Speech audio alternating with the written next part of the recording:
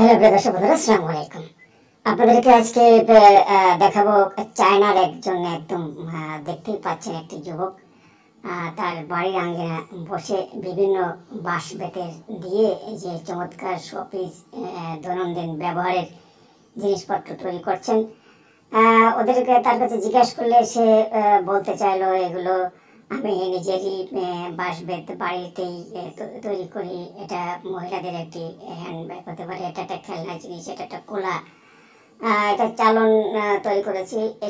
সবই আমি বাঁশ বেত দিয়ে তো তৈরি করেছি। এরপরে এগুলো রাখা যায় মোটামুটি কুকারের জিনিসপত্র। এখানে যেটা ফোল্ডার হিসেবে দেখছেন, এটা মোবাইল ফোল্ডার হিসেবে মোবাইলে আপনি ব্যবহার করতে পারেন। এগুলো যত চমৎকার দেখছেন, এগুলো এই চায়নার এই ছেলেটি করা। এটাকে এই যেটা দেখালো, এটা পানীয় জিনিস, খাওয়ার জিনিস তৈরি করেছে। এটা পাখা পাখা তৈরি করেছি।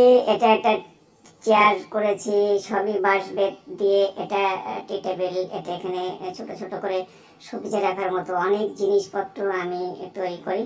আমার এটাগুলো আমাদের অভ্যাস, এগুলো আমরা খুবই নিজেদের আইডিয়া দিয়ে আমরা তৈরি করি।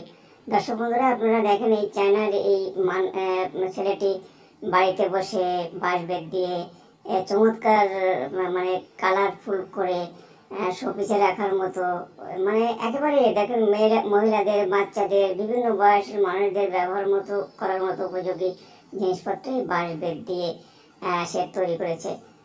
যেগুলো দেখলেন আপনারা, এগুলো একেবারেই নিজস্ব সে তৈরি করছে এবং মার্কেট করছে, এবং এতে সে বলছে যে আমরা যথেষ্ট পরিমাণে মার্কেট পাচ্ছি। এগুলো পাশেই আমার প্রচুর বাঁশ আছে, আমাদের আশেপাশে আমরা এগুলো ব্যবহার করে তৈরি